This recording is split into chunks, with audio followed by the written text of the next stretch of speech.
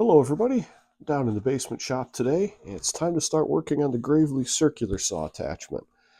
If you caught my previous video about my auction haul for May, I picked this up at a local estate auction pretty cheap. Um, it's complete. I got lucky in that regard, but there are some issues with it. The first issue, which I'm going to try to address today, is that the lower or the vertical shaft is free. This blade moves back and forth okay. But unfortunately, this horizontal shaft is pretty stuck. Now, I did notice the other day that it's not completely locked up. If I take a bar and put it in here, I can get it to break loose, but it turns a little bit, and then it feels like it hits a stop. And then it'll turn a little bit more, and it'll hit a stop again. So I want to pull this apart, see if I can figure out what the problem is. The first thing I want to do is clean this up.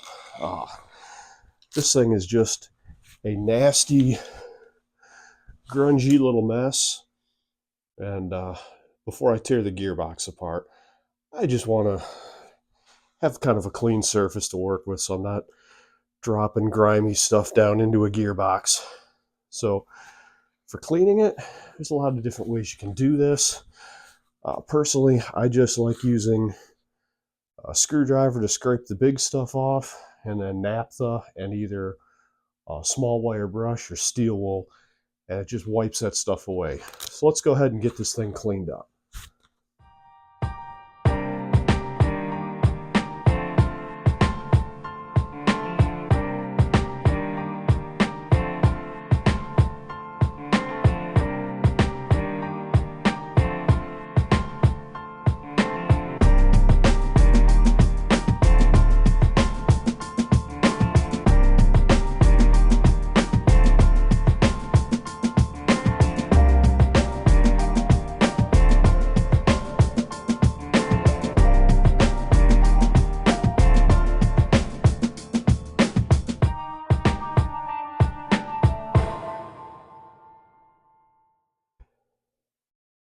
Now that we've got a rough cleaning done on it, it's not clean to the point where I'd shoot paint, but just so I can work on it.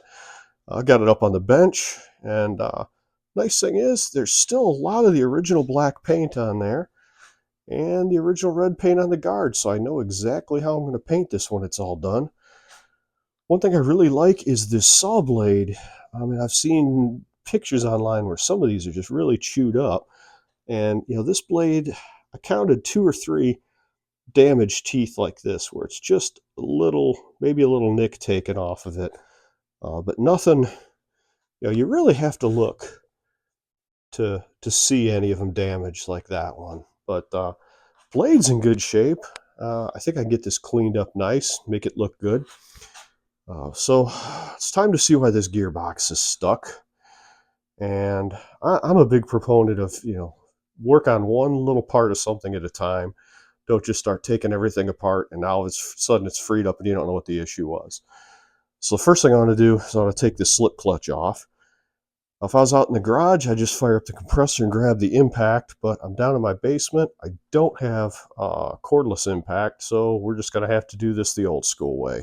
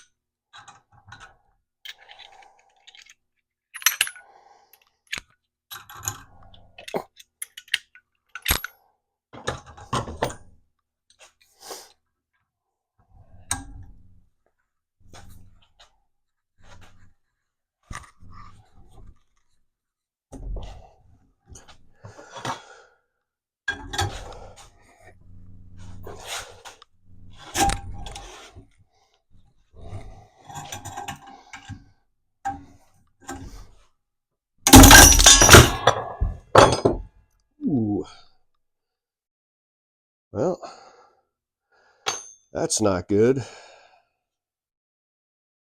Okay. Oof.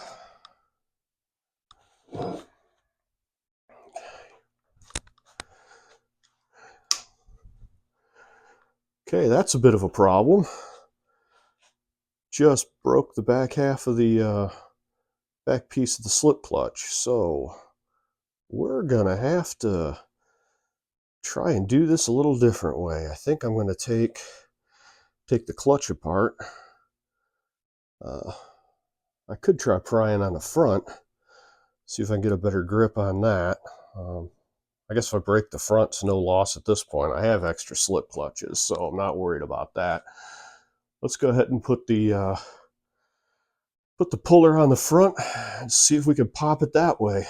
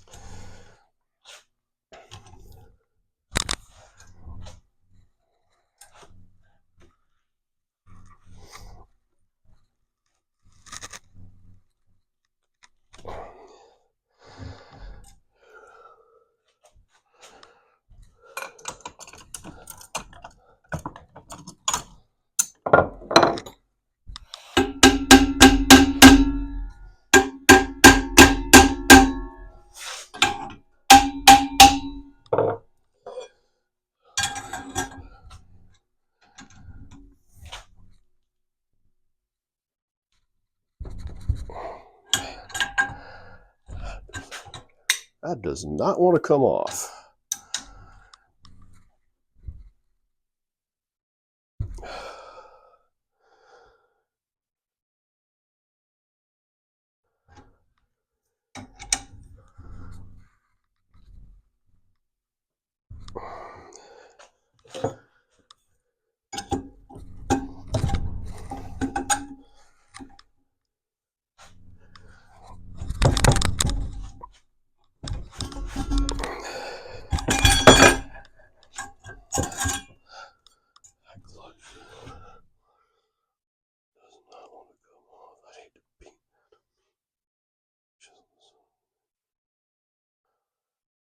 Stuck on there.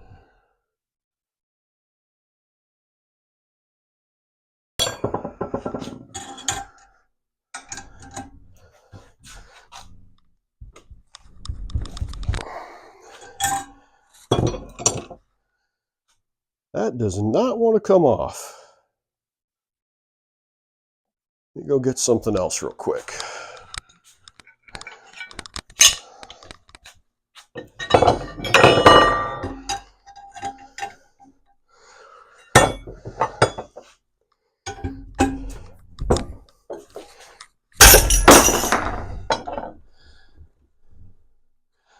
Okay.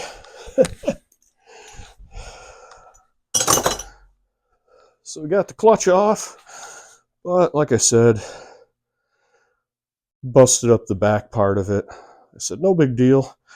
I have extra tapered clutches. Ooh, looks like the, I don't know if you could see in there or not. It looks like the woodruff key is sheared. I'll have to take a look at the shaft, see if the other half of it's in there. Okay, it definitely did something strange when that clutch came flying off of there, because you could see there is not much of the shaft sticking out of this bearing. And if we place this on there, You can see it definitely shot that shaft back into there. That's kind of interesting and a little frightening. And it looks like, if I'm seeing this correctly, and we'll get a better view a little later on, I thought I saw, yeah, I can't tell from here the bottom half of that key is sheared off and stuck in there or not, but okay, well, the next step, I want to actually make sure there's no oil in here so I don't pull this apart and have a really ugly surprise. So I'm going to pull this top cap off and look down and see what those gears look like.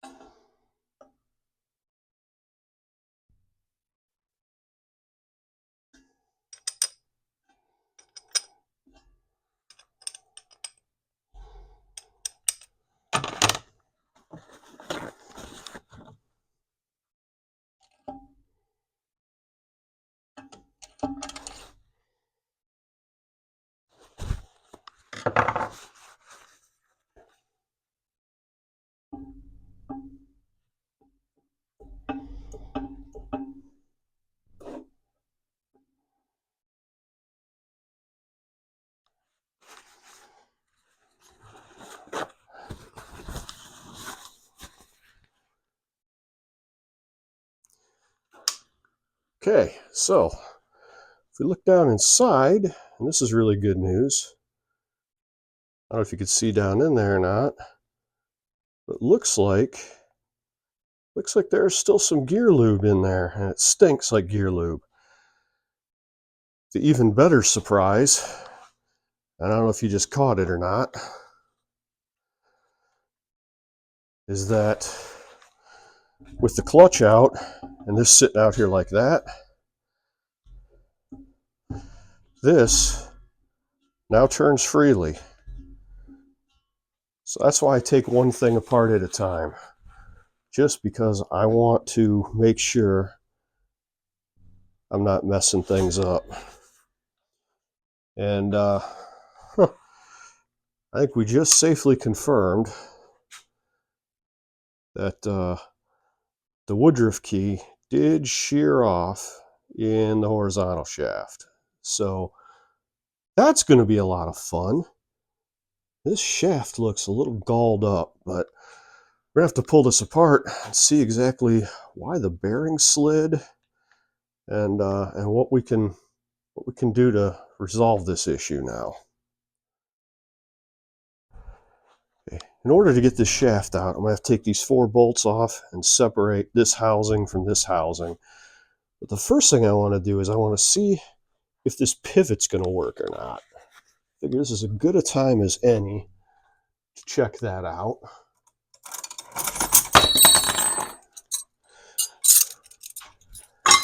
So let's find a wrench that's the right size. I think that's probably a 5/8. Yeah, it's 5/8.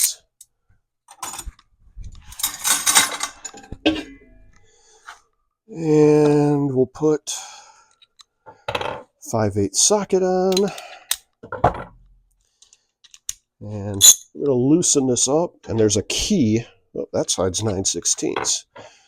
There's a key here on the bottom that pivots around and locks this direction in.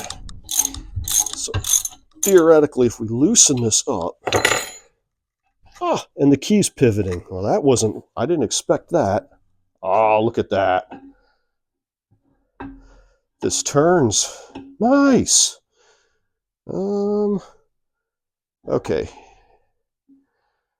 I am not understanding why that bearing slid like it did. That's very weird. Okay, well, this isn't seized up. That's really good news. So let's go ahead and, just for the sake of what we're doing now, we'll go ahead and kind of lock that back into place. I may have to do something with it a little later, but it's one less thing I got to mess with.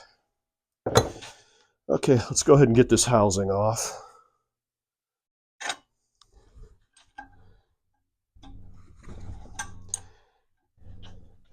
That is 9/16.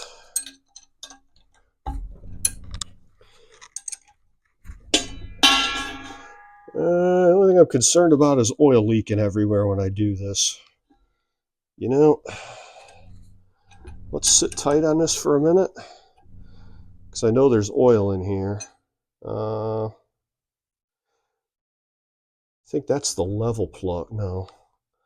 Well, you know what? If it leaks out, it leaks out. We'll put a catch pan under it, and we'll catch any oil that comes out. That'll just be the way we'll have to deal with this for now.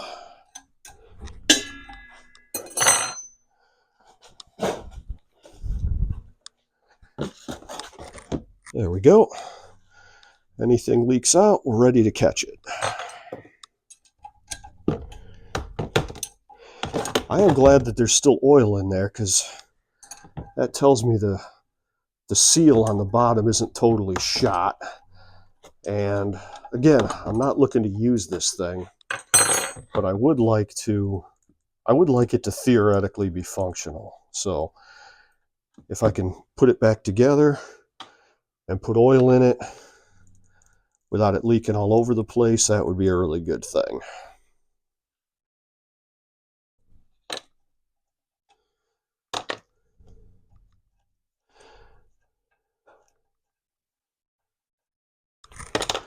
And we get a leak.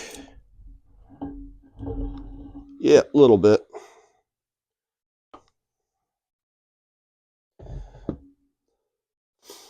Oh yeah, and that just smells like, if you've ever smelled gear lube, that is exactly what that smells like. Let me get another container to put this in, so I can keep using that as a catch pan.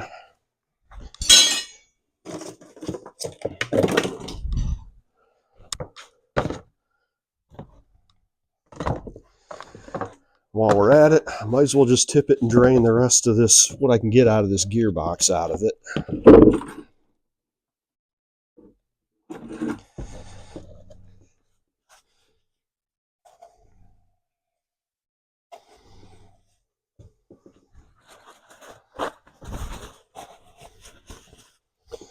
This gear lube does have a unique stink to it.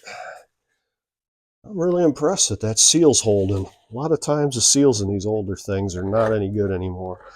All right, let's get this off the workbench so we can work on that, on this shaft here. Okay, I have to admit I'm a little green, well, more than a little green, to how these gearboxes come apart. I've never worked on one before.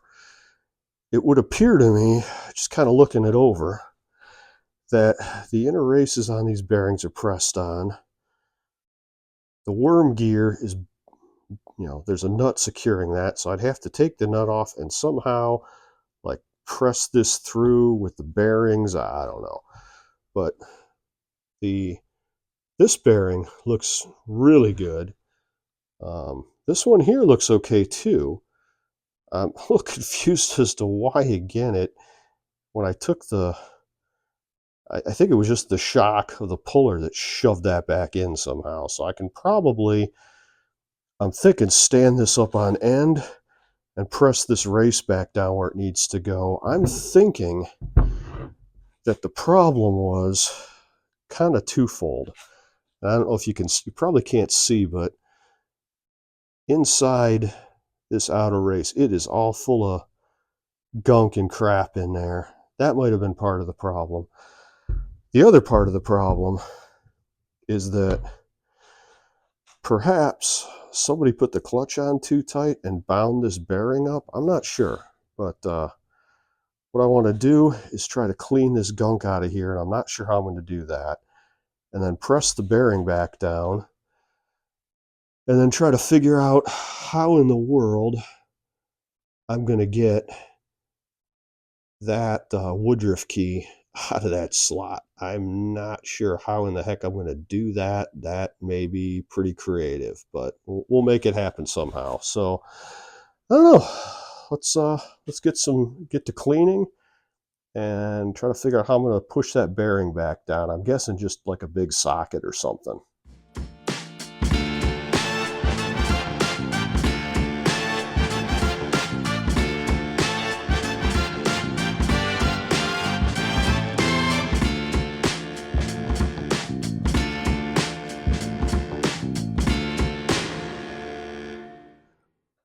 Again, you probably can't see, but it's all cleaned out in there now. So we got all the gunk out. Now, this is just the way I'm thinking, and if this goes wrong and somebody knows better, hey, drop me a comment. But I'm thinking, usually, tapered bearings of preload is set by shims or by a castle nut. And I don't know if this bearing is supposed to slide on the shaft and the preload gets set by the clutch, or if they're pressed on and the preload is set by how far you press them. I'm not sure. I do not have a service manual for one of these. And again, my go-to source of YouTube, there really isn't anything on them. So clearly this inner race is not just going to come falling out of there. So what I'm going to do is go back out to the garage, see if I have something the right size here. This will get me started, but I need a deep well, really. Something that's the same size as this inner race, and I can press it down with. I'm thinking I probably should go out to the garage and actually use the hydraulic press for this. Be a little more delicate. Well, let's see really quick if I give it a little tap, if it moves. Okay, it moves. So yeah, I'm not going to need the press. I can just tap that ever so slightly. But I'm going to go out to the garage. I'm going to find something a little bit better to use where I can get this all the way down, because this isn't going to work. And I will be right back. Okay, I'm back. Got some deep well sockets that should work. So again, what I'm going to do is try to push this bearing down into here so we just have the right preload so the shaft doesn't wiggle back and forth, but it still turns freely. And if I do too much, I should be able to drive this shaft and bring it back some. So, boy, I feel like I should put some lubrication on that, but I think it would be almost pointless because we're driving down into the other section. But let's start moving it.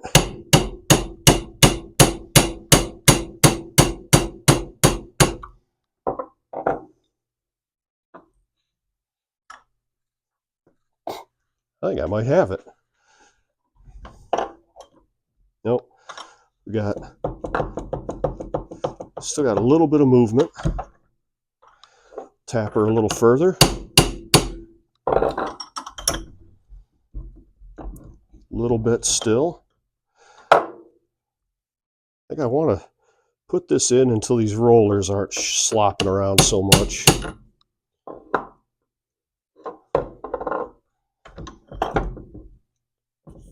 Okay. That's a little bit.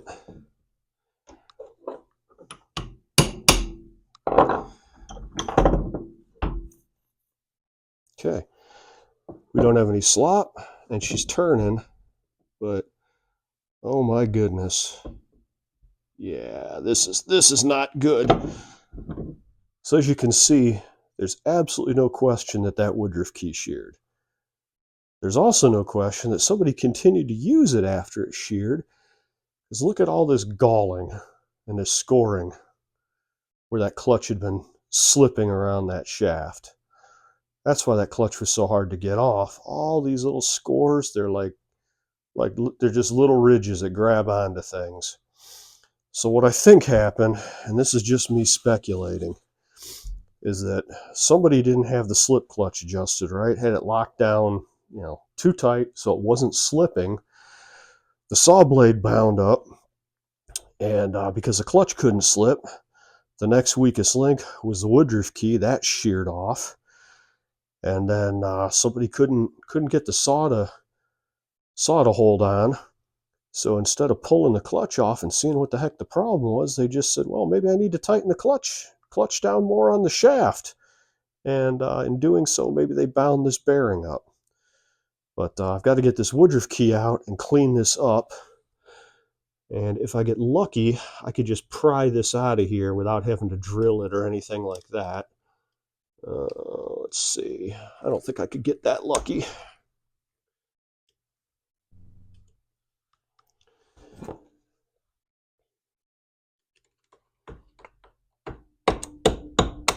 Oh, looky there. Perfect. Okay, that was a major concern alleviated. So I want to try to clean this galling up a little bit. I could put another clutch on, but the thing I'm worried about is if I tighten the clutch, it's going to lock onto here, and then the clutch is never going to want to come off. But I'm also concerned if I take emery cloth and I take too much of this galling out of here, that I'm going to shrink this taper down, and now the clutch is going to want to push in on that bearing. So what I want to do, I'm going to take another clutch and just slide it on here without tightening it, and see how much space we've got between the clutch and this bearing. Because again, I'm pretty sure that preload has got to be set by tightening that clutch down. There was a lock washer under here. That's just my guess, because I tapped that bearing in and that was not tight enough to hold that. And just another point of interest on this, I've got a reel mower with the same gearbox on it. And the other day, I was messing around with it, and as I turned the clutch back and forth, this shaft was coming in and out a little bit. So again, drop me a comment, let me know for sure, but I'm pretty sure tightening this clutch is what sets the preload on these tapered bearings on both ends. So I have two extra slip clutches. One's a spline clutch, which is no good. The only tapered clutch I have is this 3-spring clutch, and I'm trying to remember what the heck this clutch came off of. It came off of a junk horizontal shaft from a gearbox that was on a tractor I bought that the guy had just left on there to use as a blockout plate. So again, I'm not going to use it. 3-spring clutches, there's nothing wrong with them. The 6 springs are a little better, but 3 is fine. And again, I'm not going to use it. So let's see here. If I slide this on, and let's come around here and zoom in, and you see there is a gap right there. So I think I can clean that shaft up a little bit without having a problem. So let me get some emery cloth and I'll take care of that.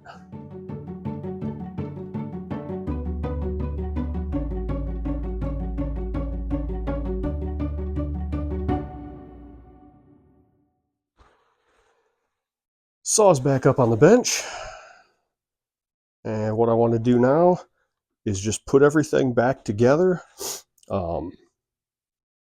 just to make sure that everything's still working, that nothing's binding up, and then I'll take it back apart and do it right. By doing it right, I mean I'm gonna have to make a gasket for this and for this cap, and thankfully that's pretty easy. If you saw my previous video on making cardboard gaskets, there's really nothing to that. So let's go ahead and put this back together, and we're going to test this every step of the way to make sure that there isn't something binding up that I'm not noticing. I don't think there is. I think I would have noticed in the disassembly, because as soon as we took that clutch off, this thing turned nice and free. But, you know, it's always better to find out you've got a problem early on than to put everything back together, you know, get it all nice and painted and think you're fine, and then nope, it's got to come back apart again. So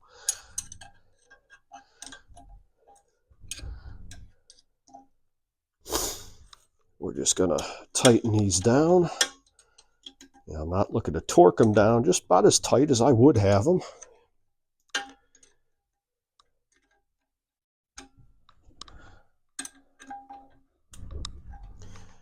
And then let's see. Yep. This is still turning nice and easy. So I'm going to put the clutch on. I want to coat this. I coat this with some motor oil just so I can get the clutch back off.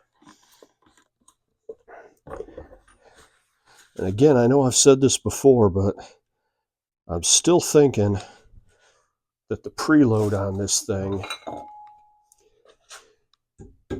is set by that clutch. I might be wrong, but it's the only way I could see that the preload would get set.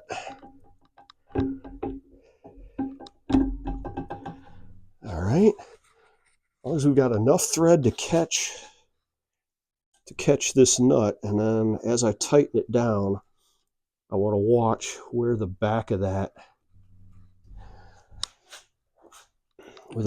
clutch is relative to that bearing. Let's see if I've got it on there or not. Not 100% certain, and I don't want to tap it on, because if I tap it on, I'm going to shove the shaft back through. Okay, yeah, there's not enough thread on there. Let's pull that back off and see if maybe that key's just sticking up a little too high. Oh, that's much better. Yeah, key was just sticking up too high. Now, I didn't hit any of these threads, so the threads shouldn't be galled up on this shaft. In theory, this should spin right on. That was a good theory.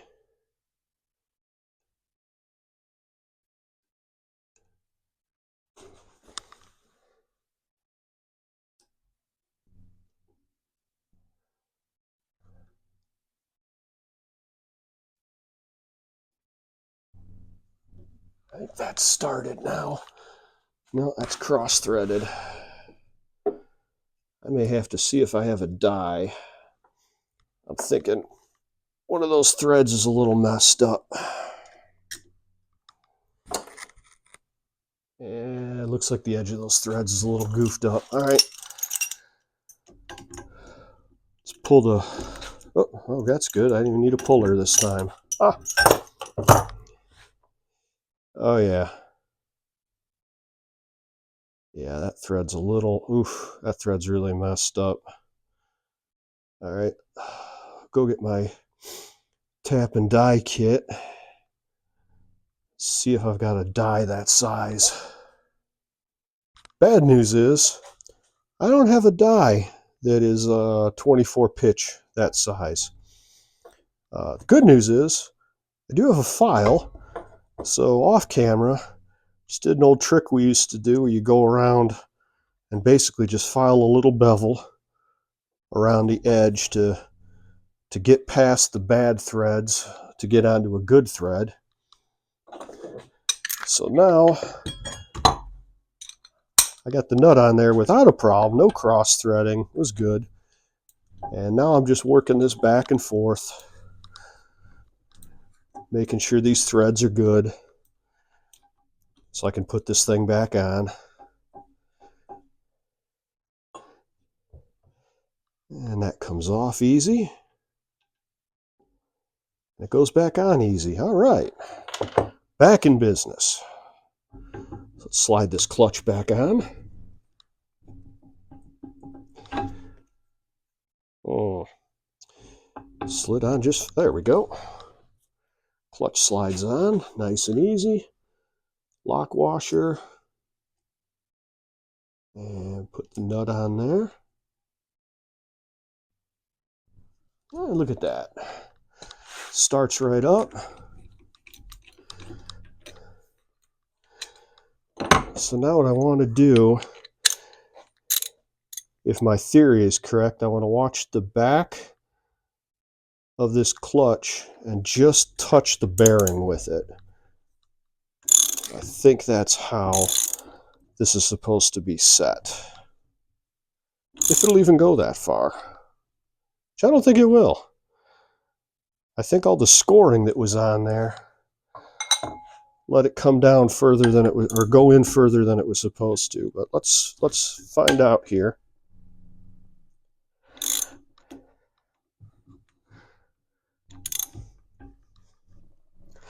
Yeah, it's not even touching the bearing, but looky here.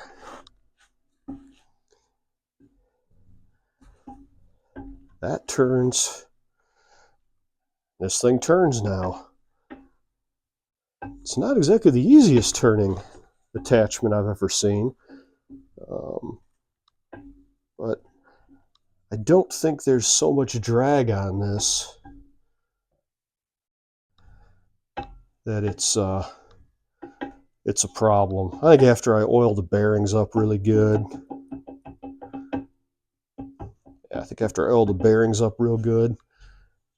I think it'll be just fine.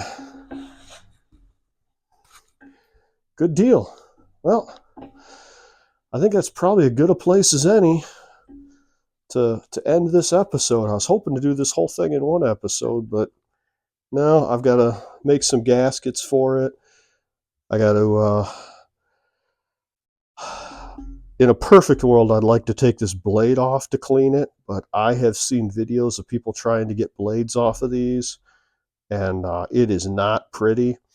I don't want to use any heat. I don't want to risk melting a seal anywhere.